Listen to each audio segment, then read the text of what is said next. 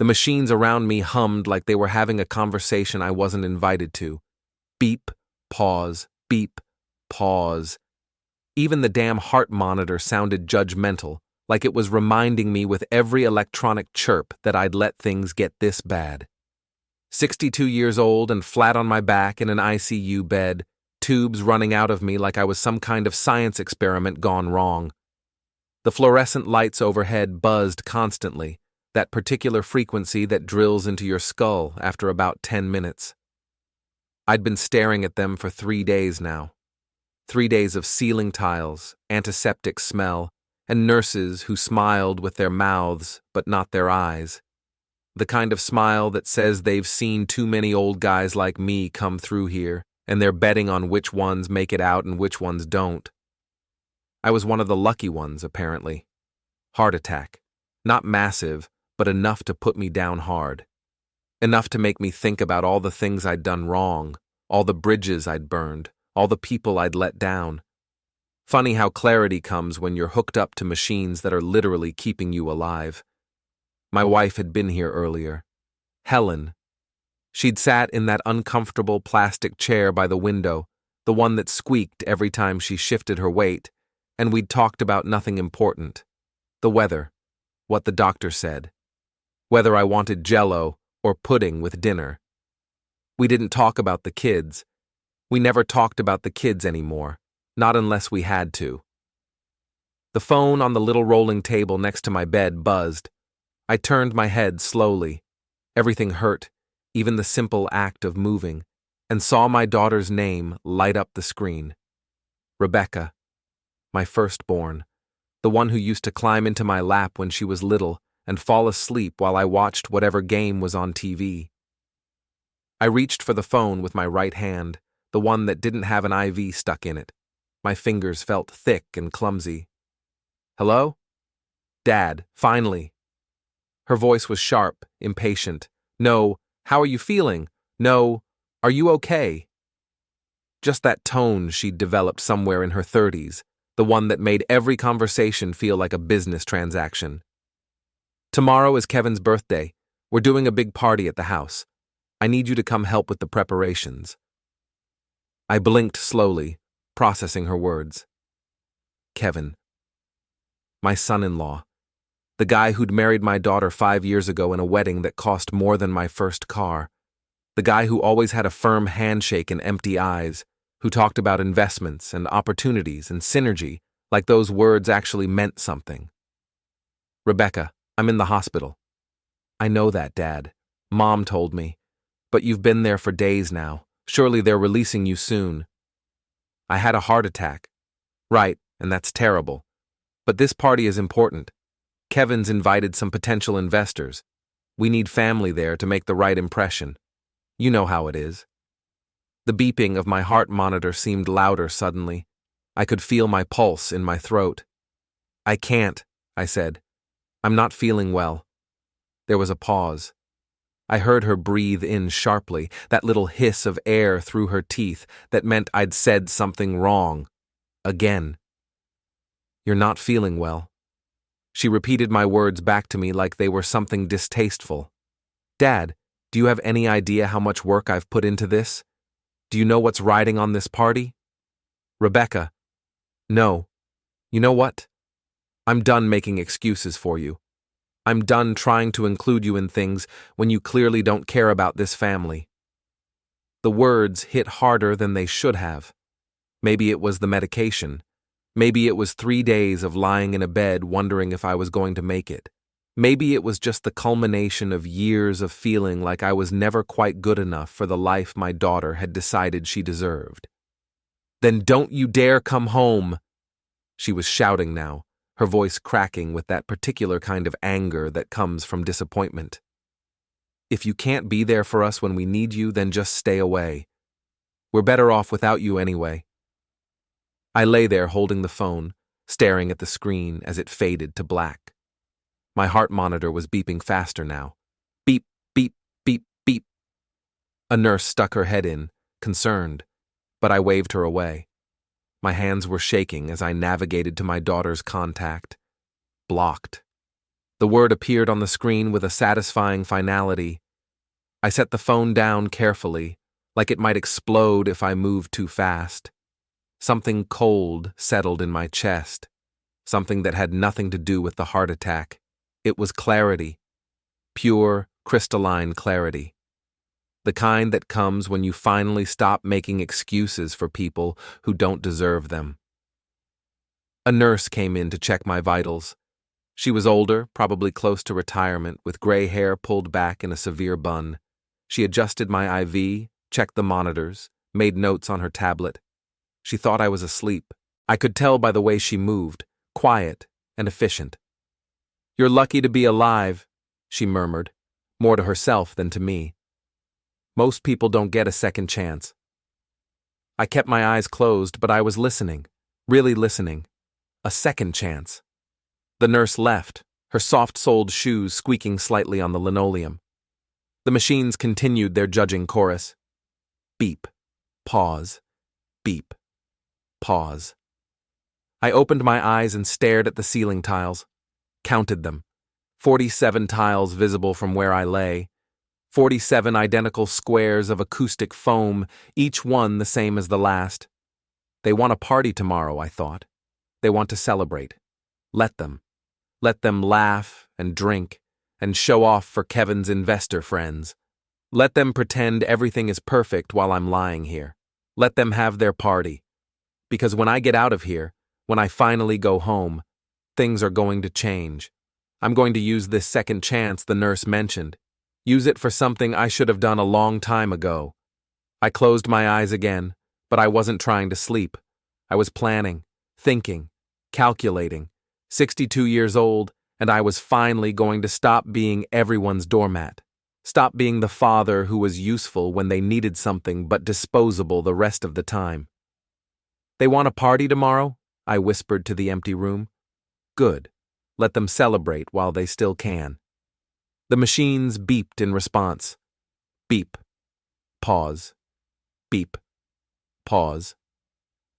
Somewhere down the hall, someone was crying. Another patient, another family going through their own private hell. The hospital at night was full of those sounds if you listened. Crying, praying, the quiet desperation of people hoping for miracles. I didn't need a miracle.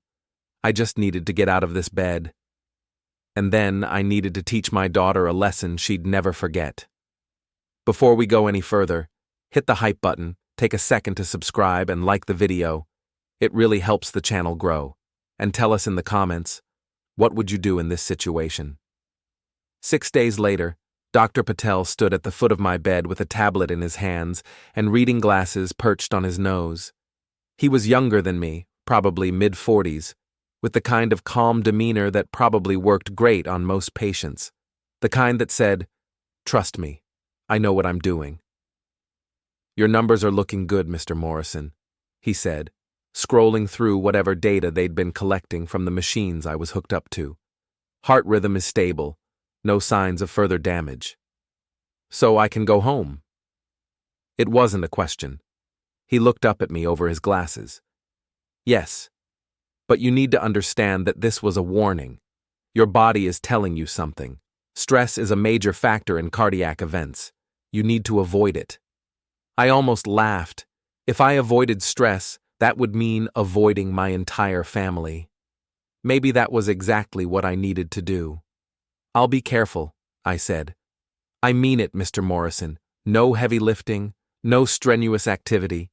Take your medications exactly as prescribed, and most importantly, reduce the stress in your life. Whatever's causing it, whatever situation you're in, you need to find a way to change it. If I avoided my kids, that would be the easiest prescription I'd ever followed." "I understand, doctor." He didn't look convinced, but he signed the discharge papers anyway. Probably figured I was an adult, capable of making my own decisions. He had no idea how much I planned to change things.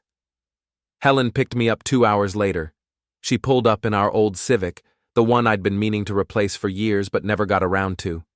She got out and came around to help me, but I waved her off. I could walk on my own. I wasn't an invalid.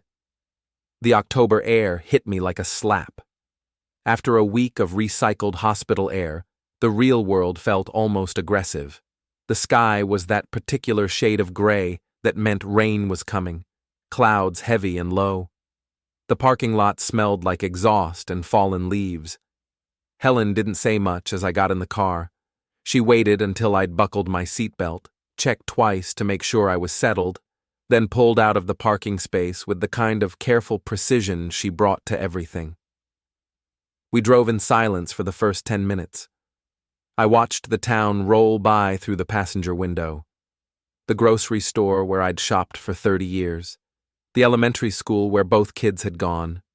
The bar where I used to meet up with guys from the shop on Friday nights, back when I still had time for things like that. Everything looked the same, but felt different, like I was seeing it through new eyes.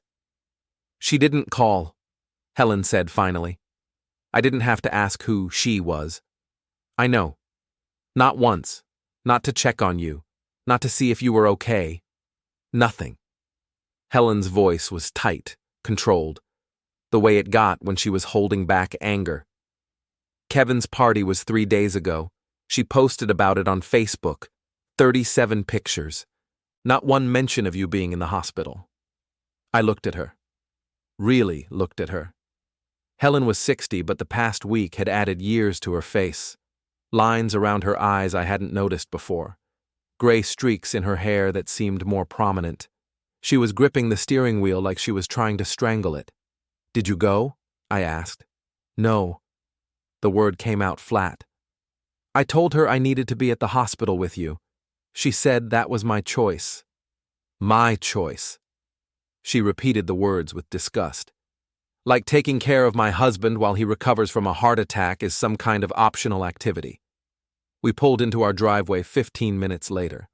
The house looked exactly like it always did. Small ranch style, built in the 70s. White siding that needed painting. Black shutters. The oak tree in the front yard that I'd planted when Rebecca was born, now tall and thick. But something was wrong. I could tell before we even got out of the car. Helen saw it too. The front door was closed, but there were muddy footprints on the porch, dark streaks against the painted wood, and something else.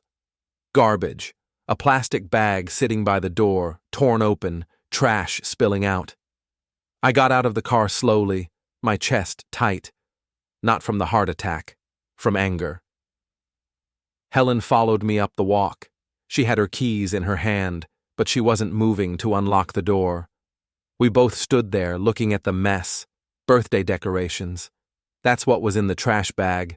Deflated balloons, crumpled streamers, paper plates with half-eaten cake still stuck to them, all of it just dumped on our porch like garbage. Helen unlocked the door. The smell hit us first. Wine, stale alcohol, and something else. Food left out too long. The living room was a disaster. Not catastrophic, but bad enough. The couch cushions were askew. There was a wine stain on the armrest, dark red against the tan fabric. Helen had spent hours picking out that couch 5 years ago. Muddy footprints tracked across the carpet. Same pattern as on the porch. Someone had walked through with dirty shoes and hadn't bothered to take them off or clean up after. In the kitchen, it was worse. Dishes in the sink. Pots and pans stacked on the counter. The garbage can was overflowing. Someone had used our kitchen to prep for the party and hadn't cleaned up. Just left everything. Helen walked through the house like she was documenting a crime scene. Silent, methodical. I followed her, taking it all in. In the dining room, there was a broken plate. Shattered ceramic on the hardwood floor, pieces scattered like someone had dropped it and just walked away. The good plates. The ones Helen's mother had given us as a wedding present. "They used our house," Helen said quietly.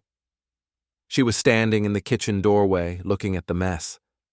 "While you were in the hospital, fighting for your life, they came here and used our house to prepare for Kevin's party. And then they didn't even clean up." "Did they have a key?" I asked, though I already knew the answer. "I gave Rebecca a spare years ago, for emergencies." This apparently qualified as an emergency. Her father's heart attack didn't. but preparing for her husband's birthday party did. I walked back through the living room, looking at everything with new eyes. The wine stain, the muddy footprints, the broken plate. Each thing separately was minor. Together, they told a story. A story of people who didn't respect us, who didn't respect our home, who thought they could use us however they wanted and faced no consequences. Helen was crying now, silently, standing in the middle of the kitchen, tears running down her face, but no sound. The worst kind of crying, the kind that comes from exhaustion and disappointment that's been building for years. I went to her, put my arms around her. She leaned against me, and I could feel her shaking. "They didn't even check if you were alive," she whispered into my shoulder. "Not once, not a single call to see if you'd made it through." I held her tighter. "I know." We stood there for a long time, in the middle of our kitchen, surrounded by someone else's mess. The afternoon light coming through the window was gray and weak. Rain had started to fall outside, tapping against the glass. Eventually, Helen pulled away. She wiped her face with the back of her hand, took a deep breath.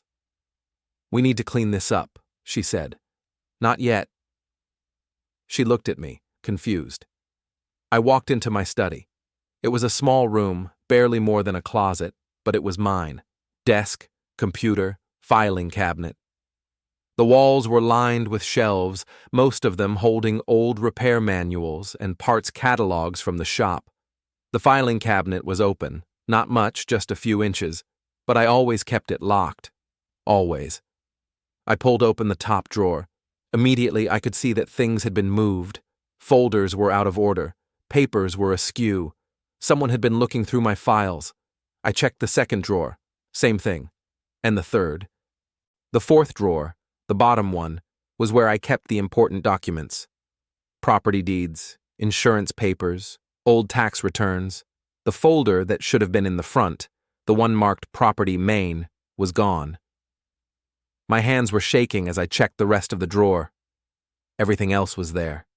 Just that one folder missing. Helen appeared in the doorway. "What is it?"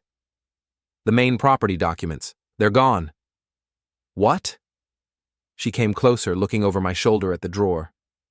"Are you sure?" "I'm sure." It was a piece of land I'd inherited from my uncle 15 years ago. 20 acres in rural Maine. Nothing on it but trees and an old hunting cabin. I'd always meant to do something with it but never got around to it. Most of the time, I forgot I even owned it. Rebecca knew about it. I'd mentioned it once, years ago.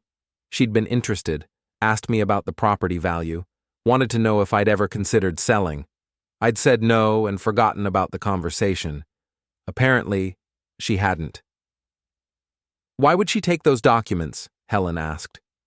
I closed the filing cabinet drawer slowly, carefully, like I was trying not to wake something up. "I don't know, but I'm going to find out." I walked through the house again, this time looking at everything differently. Not just seeing the mess they'd left, but looking for what else they might have taken. What else they might have done while I was lying in a hospital bed. In the garage, I found more evidence. My workbench had been moved. Not much, just a few inches, but enough that I could tell. Tools were in the wrong places. My toolbox, the big red one I'd had for 30 years, had been opened and gone through. Nothing was missing that I could see, but someone had been looking for something. I sat down on my workbench stool. It was old and worn, the padding compressed from years of use. I'd spent countless hours here, fixing things, building things, just sitting and thinking. The garage smelled like oil and sawdust and old metal, familiar smells, comforting smells. Helen came out through the door from the house. She had her coat on. "I'm going to the store," she said. "We need cleaning supplies and food. They emptied half the refrigerator." "Okay." She started toward her car, then stopped, turned back to me. "What are you going to do?" I looked at her, really looked at her, My wife of 38 years, the woman who'd stood by me through everything, who'd raised our kids, worked her own job, kept our home together, who'd never complained, never asked for more than I could give, who'd just spent a week in a hospital watching me fight to stay alive while our daughter threw a party. "I'm going to even the scales," I said quietly. Helen stared at me for a long moment. Then, slowly, she nodded. "Good." She got in her car and backed out of the driveway. I sat there in the garage, listening to the rain on the roof, and started planning. The voicemails started piling up immediately. I turned my phone back on that evening and watched the notifications flood in. 23 missed calls, 16 voicemails, 12 text messages. All from Rebecca, with a few from Kevin's number mixed in. I didn't listen to any of them, just watched the numbers climb. Helen sat next to me on the couch, her laptop open, scrolling through something. "You need to hear this," she said. She turned the laptop toward me. Facebook, Rebecca's page. The post was from an hour ago. "I'm heartbroken to share that my father is not well. He's making serious accusations against my husband and me, claims that have no basis in reality. We believe this is a result of his recent health crisis and medications. We're trying to get him help. Please keep our family in your thoughts." I read it 3 times. "She's claiming I'm senile," I said. "She's protecting herself, making it look like you're the problem, not her." I scrolled down. The post already had 47 likes and 32 comments, most of them sympathetic. "So sorry to hear this. Praying for your family. Dementia is so hard." One comment stood out. It was from Kevin's business partner, someone named Ryan Walsh. "Kevin's a good man. Anyone who knows him knows that. Hope your dad gets the help he needs." "They're building a narrative," Helen said. "Getting ahead of the story, making you look like the crazy one." I handed the laptop back to her. "Let them." "David, I'm serious. Let them think they're winning. Let them think I'm just a sick old man who doesn't know what he's talking about. It'll make the next part easier." "What is the next part?"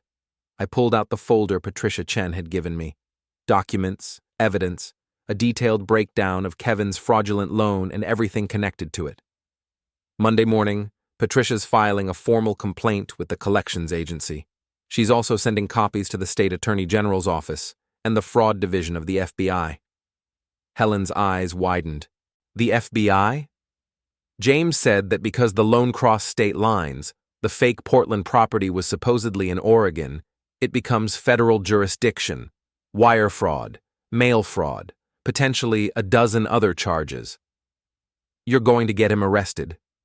"Maybe, but that's not the goal. The goal is pressure. Once those complaints are filed, Kevin's going to have investigators looking into everything. His business, his finances, his associates, everything." "And Rebecca?" I was quiet for a moment. If she didn't know what he was doing, she'll be okay. If she did know, I trailed off. Then she made her choice. My phone buzzed again. Another call from Rebecca. I declined it. Immediately, a text came through. "Dad, please talk to me. Please. We can fix this." Helen read it over my shoulder. "What are you going to say?" "Nothing. Not yet. You're going to make her sweat. She made me sweat when I was in ICU, wondering if anyone cared whether I lived or died. She can handle a few days of uncertainty." That night, I barely slept. Kept replaying everything in my head. The hospital, the call, the trashed house, the stolen documents, the forged signatures, Rebecca's face at the barbecue when she realized everyone knew. Around 2 a.m, I got up and went to my study, turned on the desk lamp and pulled out the old ledger Rebecca had stolen and returned, the one from my shop's early days. I flipped through it, looking at entries I'd written 30 years ago, names of customers, descriptions of jobs, payment amounts, all in my careful handwriting, back when I still believed that hard work and honesty were enough. One entry caught my eye. October 1993, Customer, Thomas Marsh. Job, engine rebuild, 87, Chevy, paid in full, Thomas Marsh, Kevin's father. I'd forgotten about that. Tom Marsh had been a regular customer back then. Decent guy, worked construction, always paid on time. We'd had a few beers together after work sometimes. Lost touch when he moved out of state. Must have been 25 years ago. I wondered if he knew what his son had become.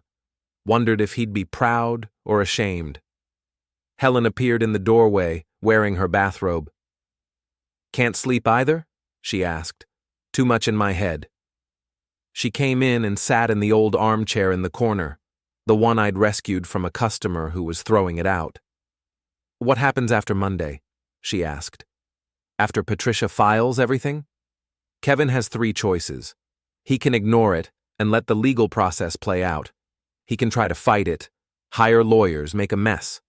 Or he can come to me and ask for help. You want him to come to you. I want him to understand what it feels like to be powerless, to need someone and know they might say no. And if he does come to you, what then? I closed the ledger. Then we make a deal, one that ensures this never happens again. What kind of deal? I haven't figured that out yet. We sat in silence for a while. The house was quiet around us, just the hum of the refrigerator and the occasional creak of settling wood. "Do you think she knew?" Helen asked finally. "Rebecca, do you think she knew what Kevin was doing?" "Yes. Even though she said, I know what she said. But she knew. Maybe not every detail, but enough. She took those documents. She made copies. She gave them to him. She knew. She's still our daughter. I know. Do you still love her?" I thought about that question. Really thought about it. "I love who she used to be," I said finally. "That little girl who would climb into my lap and fall asleep watching TV. Who would help me in the garage and get grease all over her hands and laugh about it. I love that person. But this woman who cares more about her image than her father's life? Who steals from us and then plays victim on Facebook? I don't know if I love her. I don't know if I even like her." Helen was crying quietly. I could see her wiping her eyes in the dim light from the desk lamp. "When did we lose her?" she asked. "I think we lost her when she married Kevin. Or maybe before that. Maybe we lost her when she decided that money and status mattered more than family. We should have said no more often, should have set boundaries. Probably. But we can't change the past. We can only deal with what's in front of us now." Helen stood up, came over to the desk, put her hand on my shoulder. "Then let's make sure they never forget this. Make sure they understand exactly what they almost lost." I covered her hand with mine. "I intend to." Sunday was long. We went to church, something we hadn't done in months, and sat in the back pew. The sermon was about forgiveness. Father Mike, who'd been at this parish for 15 years, talked about letting go of anger and resentment, about finding peace. I didn't find it particularly helpful. After church, we drove past Rebecca and Kevin's house. Their cars were both in the driveway, lights on inside. I wondered what they were talking about. Whether they were planning their defense or turning on each other. My phone had 37 missed calls now, 14 voicemails, 28 text messages. I still didn't respond. That evening, Tommy called. "You see Rebecca's Facebook post?" he asked. "Yeah. She's got a lot of people convinced you're the problem, a lot of sympathy for her. That's fine. You sure? Because I know some people who could post some facts. Set the record straight. No, let her think she's controlling the narrative. When the investigations start, the truth will come out anyway." "If you say so. Hey, one more thing. That business partner of Kevin's, Ryan Walsh, he's been asking around about you, trying to dig up dirt." "Let him dig. He won't find anything. You're awful calm about all this." "I've got evidence, I've got lawyers, and I've got the truth on my side. I can afford to be calm." Tommy laughed, a rough sound like gravel in a blender. "You've changed, old man. Time was, you'd have just punched the guy and been done with it. I'm too old for that now. This way hurts more anyway. After dinner, Helen and I sat on the back porch. It was getting dark early now, October giving way to November. You think they're scared? Helen asked. I hope so. Good. She sipped her tea. I hope they're terrified. I looked at her, this woman I'd been married to for 38 years. She'd always been the gentle one, the peacemaker. But there was steel in her voice now. Hard, cold steel. We're going to destroy them, aren't we? She said. Only if they don't destroy themselves first. Is that what you want? For them to fall apart? I want them to understand consequences. I want them to know that you can't use people and lie to people and steal from people without something bad happening. And I want them to remember that the next time they think about treating us, or anyone else, like we don't matter. Helen nodded slowly. Then let's finish this. Monday morning, Patricia Chen called at exactly 9 o'clock. Filed everything, she said. Complaint to the collections agency. Report to the state attorney general. Federal complaint for wire fraud. It's all in motion now. How long before something happens? The collections agency will probably move first. They'll contact Kevin within 24 hours. The criminal investigations will take longer, but he'll know they're coming. What should I expect? Expect him to panic. Expect him to try to fix it somehow, and expect him to come to you. When? Soon, very soon. No one wants the FBI looking into their finances if they can avoid it. After I hung up, I sat at the kitchen table with my coffee and waited. Helen was baking. She did that when she was stressed, filled the house with the smell of cookies or bread or pie. Today, it was banana bread. The whole kitchen smelled like sugar and warm bananas. What now?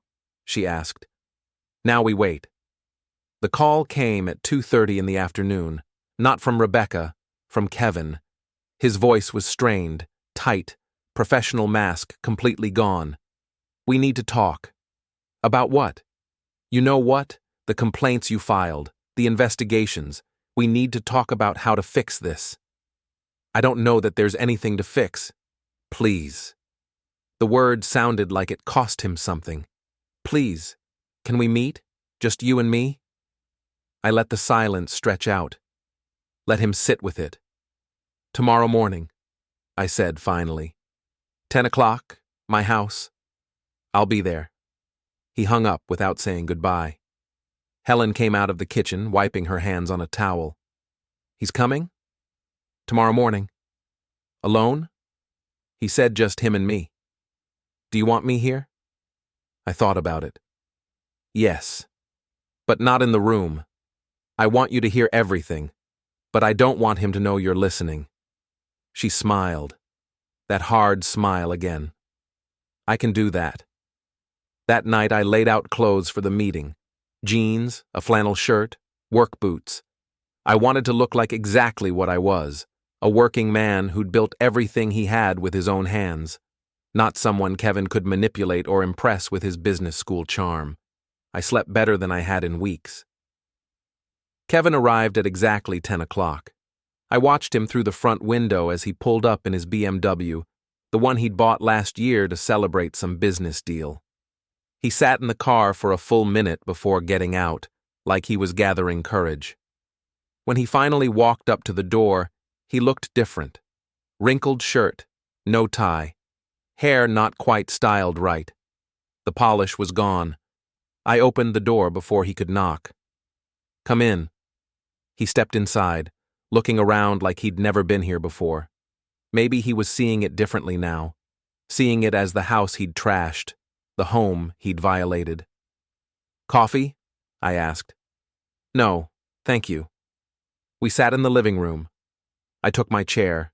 He sat on the couch, right where the wine stain was. I'd left it there on purpose, wanted him to see it. He saw it, shifted uncomfortably. I know you're angry, he started. I'm not angry. That seemed to throw him. He'd probably prepared a speech about understanding my anger, about how we could work through it together, but I wasn't giving him that opening. "The investigations," he said. "They're going to destroy everything. The business, our credit, our reputation. She's not handling this well. I imagine not. This can ruin us. You understand that? The FBI doesn't just investigate and then walk away. Once they start digging, they find everything. Every mistake, every questionable decision. They'll tear our lives apart." I didn't say anything, just watched him. "I made mistakes," he continued. "I know that. The loan was a bad idea. Using your property without asking was wrong. I see that now, but I was desperate. The business was failing. I needed capital. I thought if I could just hold on long enough, I could make it work. By stealing from me. I wasn't stealing. I was borrowing. I was going to pay everything back. You would never have known. Except I did know, because the loan went into default and your whole house of cards started falling." He flinched. "I need your help," he said quietly. "I need you to call off the investigations.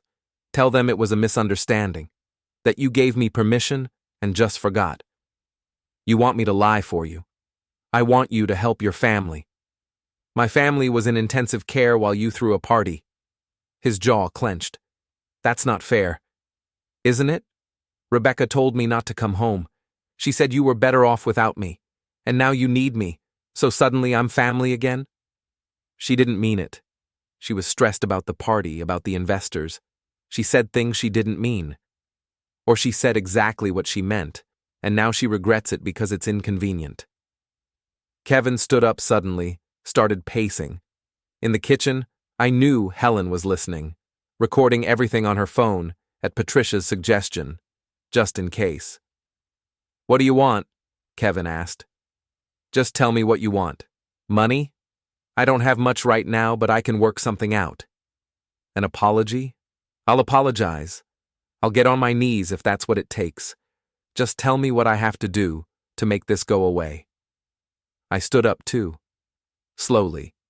Let my body remind both of us that I'd just survived a heart attack, that I was older, weaker, should have been the easy target. "I want you to understand something," I said.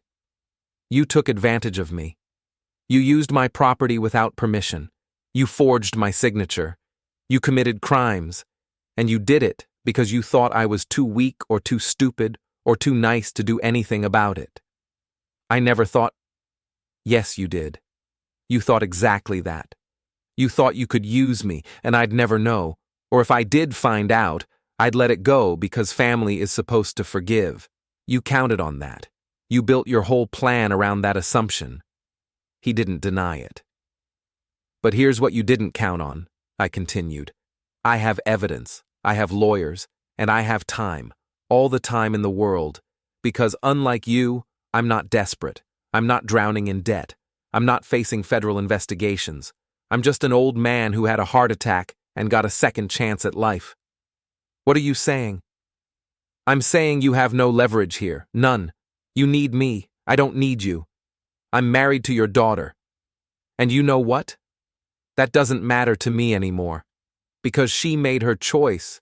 She chose you over me. She chose a birthday party over her father's health. So if you go down, if you lose everything, if you end up in prison, I'll sleep just fine." His face had gone red, angry now. "You're a vindictive old man, you're enjoying this." "I'm not enjoying it, but I'm not going to stop it either. There has to be something, some way to fix this." I sat back down, let the silence stretch out again. "Maybe," I said finally. Hope flickered across his face. "Tell me. Whatever it is, I'll do it. You'll sign over half ownership of your business to me." "What?" "You heard me. Half ownership, not just on paper, real ownership. I'll have access to all financial records. I'll have voting rights on all major decisions. Essentially, you'll be working for me." "That's insane." "That's the offer. Take it or leave it. I can't just give you half my business." "Why not? It's failing anyway.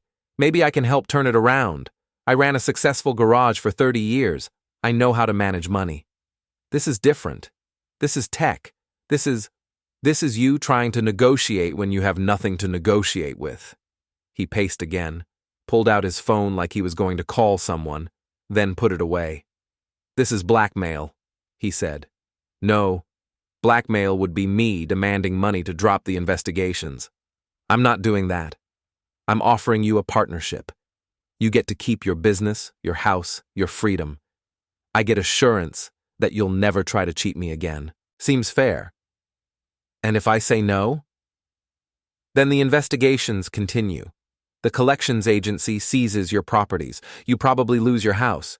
Rebecca divorces you because she can't stand being poor, and you spend the next few years in legal hell, possibly prison. Your choice." He sat down hard, like his legs had given out. "You've really thought this through." "I've had time. Heart attack recovery is very boring. Lots of time to think." "When do you need an answer?" "Now." "Now. I can't." "Yes, you can. This isn't a complex decision. Either you want to save yourself or you don't. Either you're willing to accept consequences or you're not." Kevin's phone rang. He looked at it. "Rebecca." He declined the call.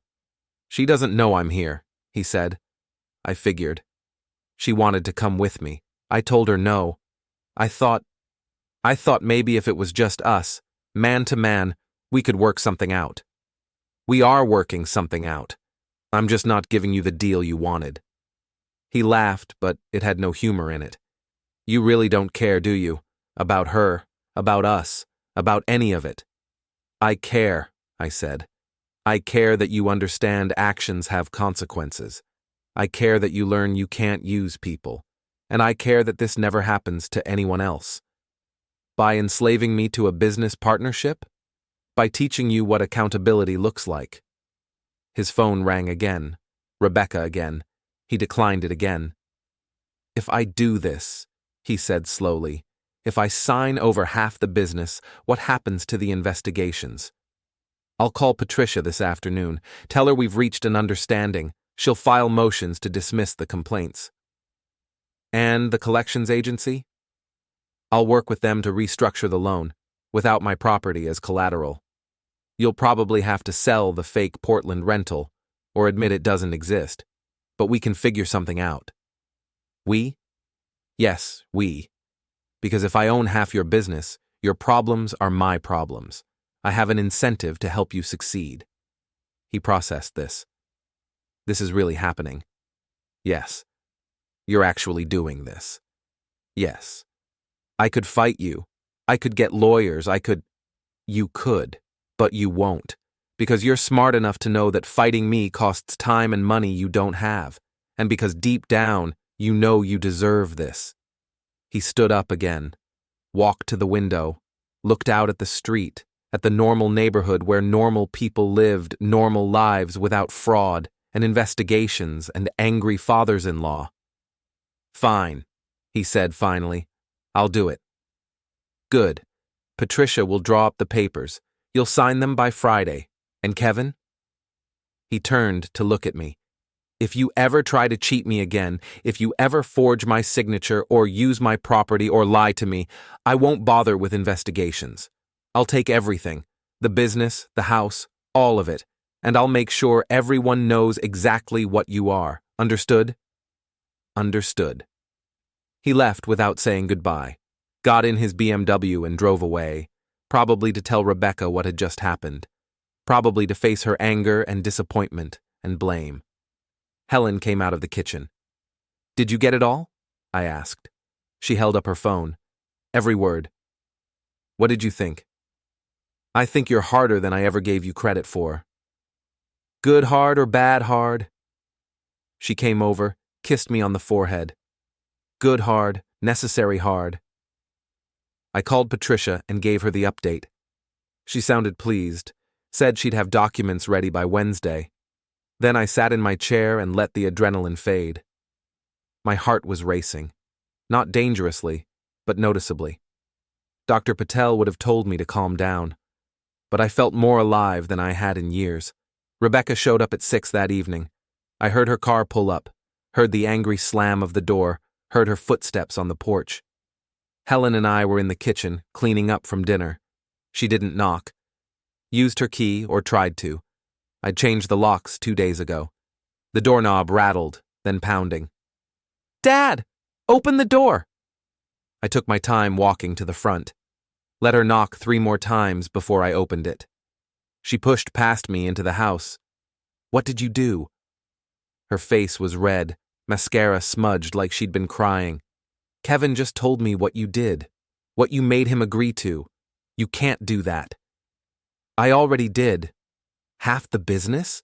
Are you insane? That's our livelihood. That's how we pay our bills."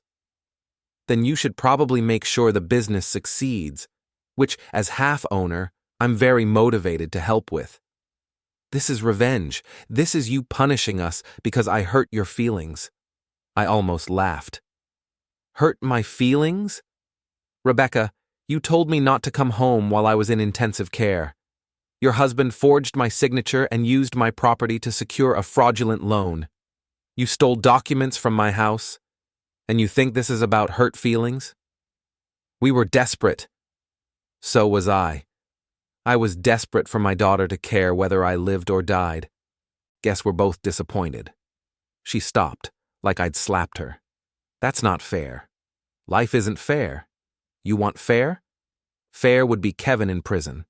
Fair would be you losing everything because you married a criminal. Fair would be criminal charges for both of you. Instead, I'm offering a way to salvage the situation. I'd say that's pretty generous." Helen had come into the room but stayed back, letting me handle it. Rebecca saw her, turned. "Mom, talk to him. Tell him he's being unreasonable."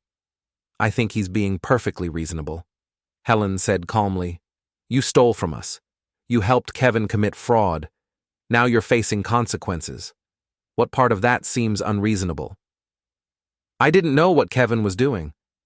"Yes, you did," I said. "Maybe not every detail, but you knew enough. You took those documents. You gave them to him. You knew he was working on some business deal. You chose not to ask questions because you didn't want to know the answers. That's not—" "It is. And you know it is. You just don't want to admit it." She looked between us, and I could see the moment she realized we were united on this. No wedge to drive between us. No way to play us against each other. "What about me?" she asked quietly. "What happens to me in this arrangement?" "What do you mean?" "Kevin's business is everything. It's his identity. If you own half of it, if you're controlling everything he does, what happens to our marriage?" "That's between you and him." "No, it's not. Because you're punishing me too. Every day that Kevin has to report to you, every decision he has to run by you, every reminder that he's not really in control anymore, that affects me, that hurts me." "Good." The word hung in the air between us. "Good?" she repeated. "You want me to be hurt? I want you to understand what you did. I want you to feel the consequences of your choices. And if that hurts, then maybe you'll think twice before treating people like they're disposable." Tears were running down her face now. Real ones this time, not theatrical. "I'm your daughter. And I'm your father, the one you told not to come home, the one whose health meant less to you than party preparations. Remember that?" I was angry. I said things. You meant them. In that moment, you meant every word. And now I'm showing you what it feels like when someone you love decides you're not worth their time. She was sobbing now, the kind of crying that shakes your whole body. Helen moved toward her, instinctively wanting to comfort. But I put my hand on her arm, stopped her. "No," I said quietly. Helen looked at me, surprised, then understood, nodded. Rebecca stood there crying, and neither of us moved to help her. After a few minutes, she got herself under control, wiped her face with her hands. "I hate you," she said. "I know. I will never forgive you for this. I can live with that." She started toward the door, then stopped, turned back. "You asked me earlier what happens to my marriage. You really want to know?" Not particularly. Kevin is going to resent you. Every single day, he's going to wake up and hate that he has to answer to you. And that resentment is going to poison our marriage. We're going to fight about you constantly. We might even divorce over this, and if that happens, it's your fault. No, I said. If that happens, it's because you married a man who commits fraud.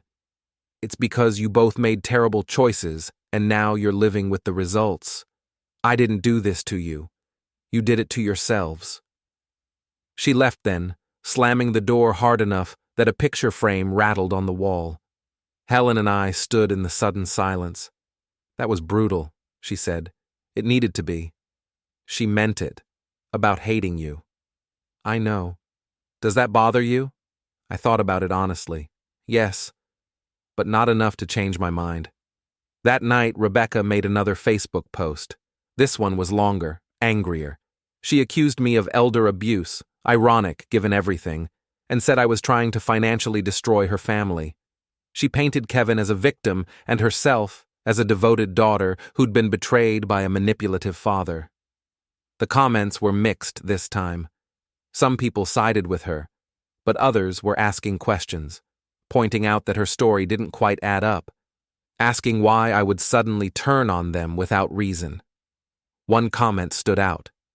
It was from Tom, the neighbor who'd seen them at our house. Maybe there's more to this story than you're telling. Maybe David has good reasons for what he's doing. Rebecca deleted the comment, then deleted the entire post an hour later.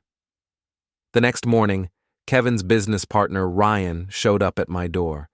He was younger than Kevin, maybe early 30s, with styled hair and an expensive watch.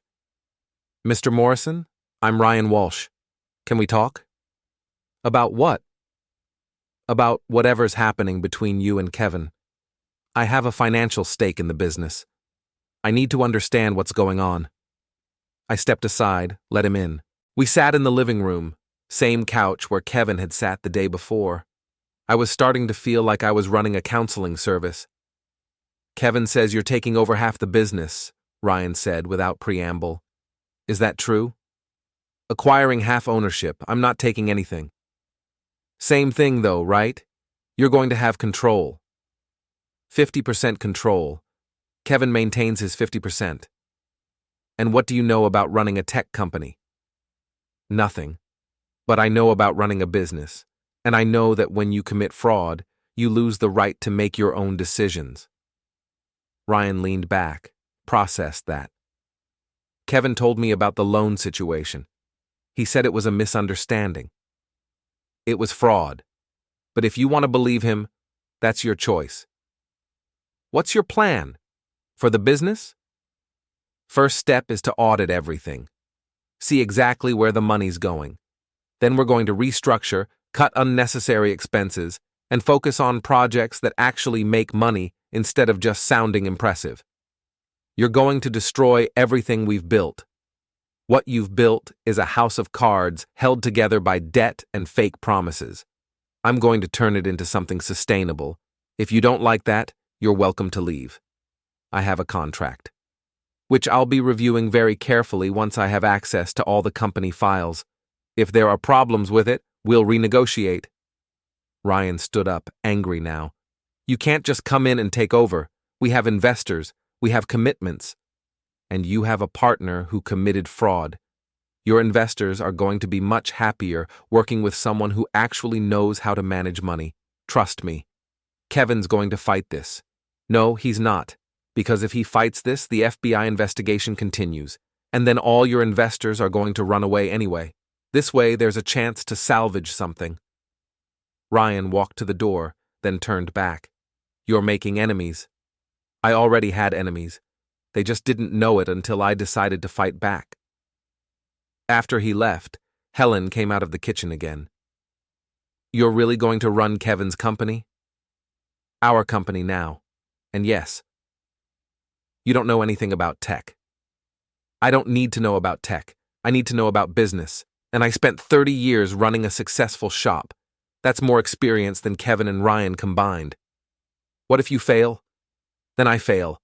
But at least it'll be honest failure, not fraud-based fantasy. Patricia called that afternoon. Papers are ready, she said. Kevin's signing tomorrow at 10. You need to be there too. I'll be there.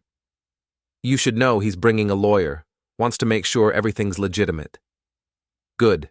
Tell him to bring a whole firm if he wants. Everything's legitimate. One more thing. The State Attorney General's office called. They want to know if you're dropping your complaint. Tell them yes, but make it clear that if Kevin steps out of line even once, we're refiling. Will do. That evening, I went out to the garage and just sat on my stool for a while. Looked at my tools hanging on the pegboard, the workbench I'd built myself, the projects in various stages of completion. This used to be my sanctuary, the place where I came to think, to work with my hands, to solve problems. Now it felt different, like I'd brought the outside world in with me. Helen appeared in the doorway. Dinner's ready. I'll be there in a minute. She came in instead, stood next to me. Having second thoughts? She asked. No, just thinking. About? About how we got here. About all the times I should have said no, all the times I let Rebecca push boundaries because I didn't want to be the bad guy. You were being a father. I was being a doormat. There's a difference. So what's different now? I looked at her. I almost died. And when I did, my daughter couldn't be bothered to care. That changes everything. She squeezed my shoulder. Come eat. Tomorrow's going to be a long day. The signing took place at Patricia's office. She'd set up the conference room with copies of all the documents laid out, everything organized and official. Kevin arrived with his lawyer, a thin woman in a dark suit who looked like she'd rather be anywhere else. I came alone. Patricia was my lawyer. That was enough. We sat across from each other at the conference table. Kevin looked worse than he had 2 days ago. Dark circles under his eyes, wrinkled shirt. The polish was completely gone now. Patricia started by outlining the terms. 50-50 ownership split. Full financial transparency. Both partners required to approve major expenditures over $5,000. Monthly financial reports to both owners. Standard clauses about non-compete and dispute resolution. Kevin's lawyer reviewed everything, asked a few clarifying questions. Patricia answered them calmly, professionally. This is highly unusual, the lawyer said. Typically, a partnership agreement like this involves equal financial contribution from both parties. Mr. Morrison isn't investing any money. Mr. Morrison is investing forgiveness of fraud, Patricia replied smoothly.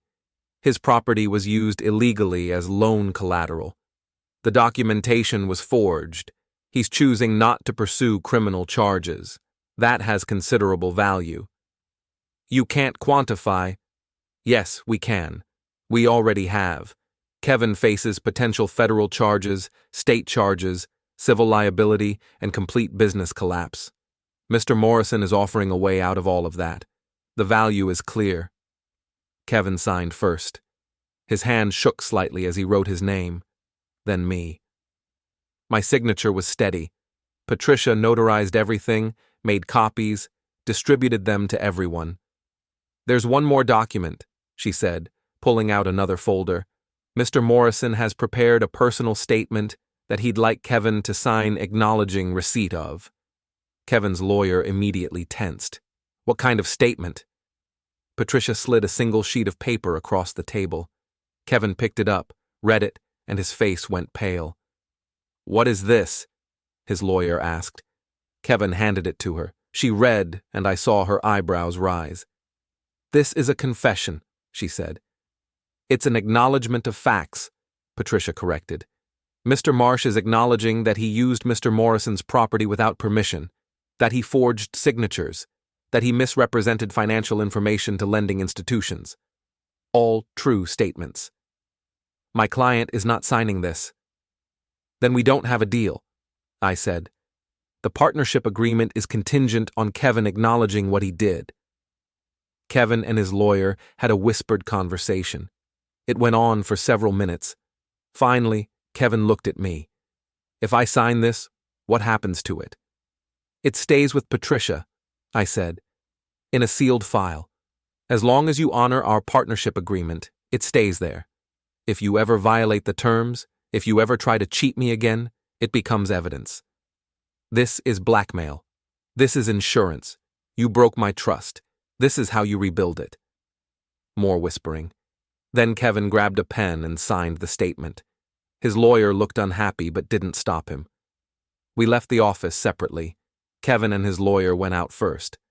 I stayed behind with Patricia. That went better than expected, she said. He's scared. Scared people cooperate. The question is what happens when he stops being scared. When enough time passes that he starts thinking he can find a way out. Then I'll remind him why he should stay scared. I drove home, the partnership documents in a folder on the passenger seat. Legal proof that I now owned half of Kevin's business, that I had control over a significant part of his life. It felt strange. Not satisfying exactly. More like necessary, like setting a broken bone. It hurts, but it's what needs to happen for healing. Helen was waiting when I got home. How did it go? It's done. I'm officially a tech entrepreneur. She smiled. Never thought I'd see the day. What's next? Next, I need to actually look at the business, see what Kevin's been doing, figure out how bad things really are. When? Monday. Kevin's going to give me access to all the files, introduce me to the staff, show me the office.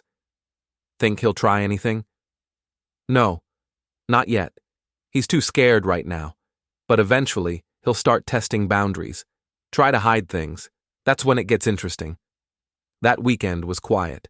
Rebecca didn't call. Kevin didn't call. It was like they'd both gone underground, trying to figure out their next move. Sunday evening, I got a call from a number I didn't recognize. Mr. Morrison, this is Detective Sarah Williams with the Fraud Division. I'd like to talk to you about a complaint you filed. I withdrew that complaint. I know, but we'd already started our preliminary investigation. Found some interesting things. I was hoping you could answer a few questions. About Kevin Marsh? Among others. I thought about that, about what it meant. I can't right now, I said. I've reached an agreement with Mr. Marsh. I'd prefer to handle things privately. I understand that. But fraud isn't just a civil matter. If crimes were committed, we have a duty to investigate. Even if the victim doesn't want to press charges? Yes. I looked at Helen, who'd been listening. Can I call you back tomorrow? Of course. Here's my direct number. After she hung up, Helen and I sat in silence for a while. They're still investigating, she said. Seems that way. Even though you dropped the complaint? Apparently, once the government starts looking, they don't always stop just because you ask them to. What are you going to do? I don't know. If I cooperate with them, Kevin goes to prison. If I don't, I'm obstructing justice. Either way, the partnership becomes meaningless. Maybe that's better. Maybe letting the system handle it is the right answer. I thought about Kevin's face at the signing, the fear in his eyes, the way his hands shook. Maybe, but that's not what I want. What do you want? I want him to live with this. Not for a few years in prison, but for the rest of his life.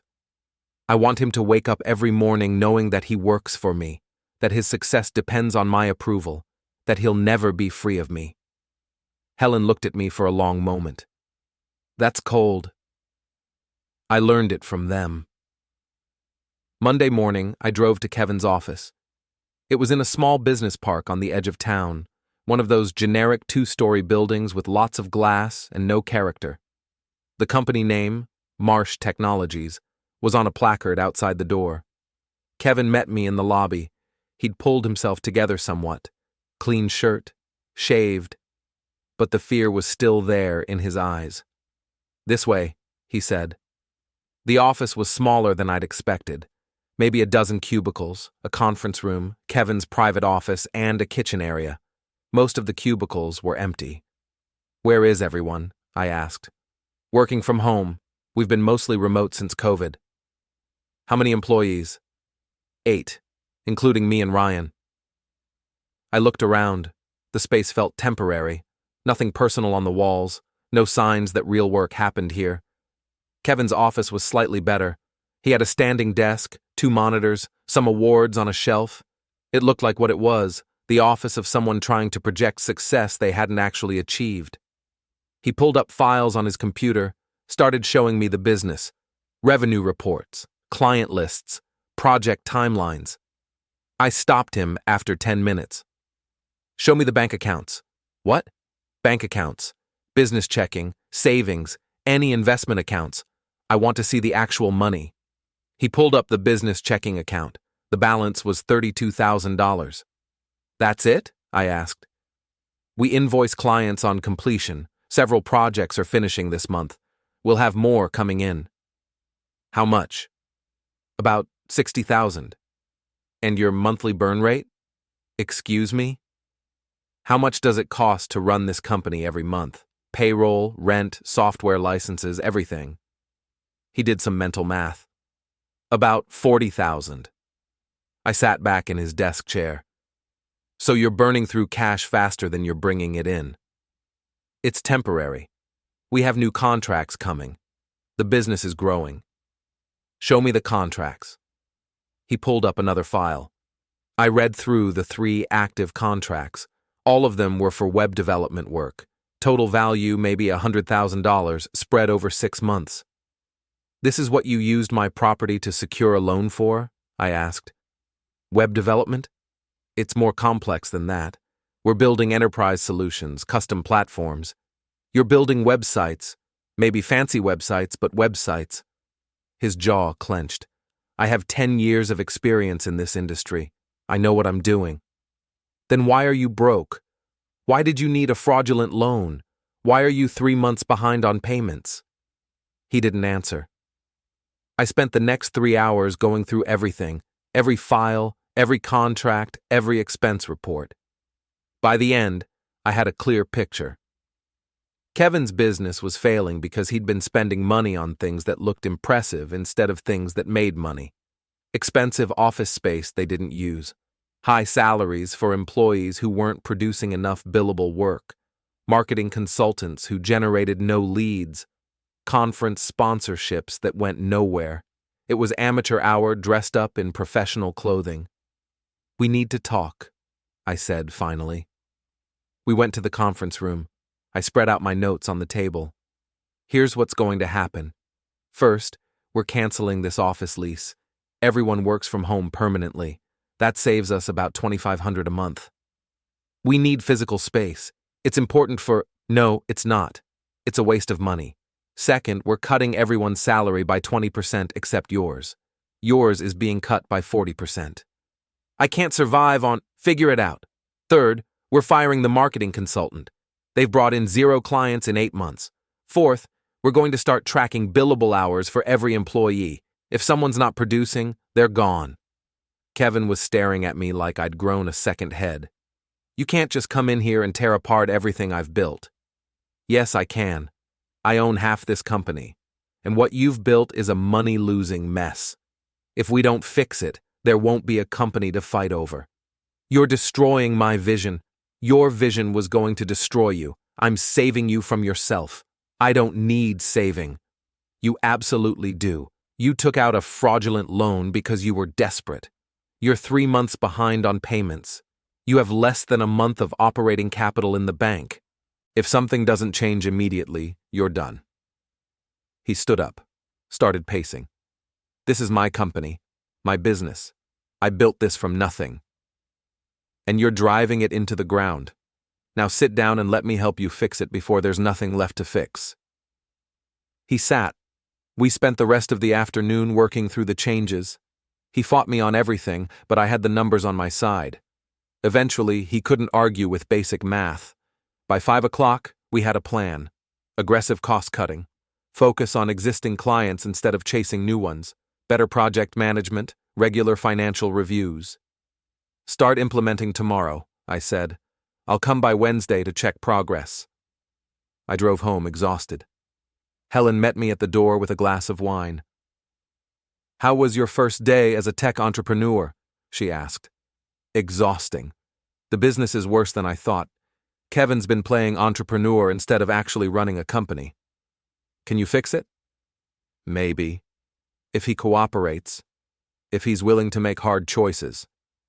And if he's not, then we go down together and he loses everything anyway. I called Detective Williams back that evening. I've thought about your investigation, I said. I'd like to request that you put it on hold.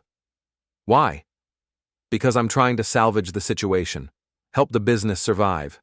If you charge Kevin with crimes, that becomes impossible. Mr. Morrison, I understand your concern, but please, just put it on hold for 6 months.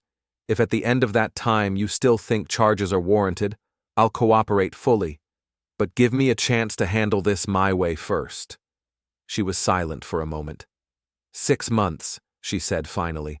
But if anything else comes up, if there's any indication of ongoing fraud, we're moving forward immediately. Understood. Thank you.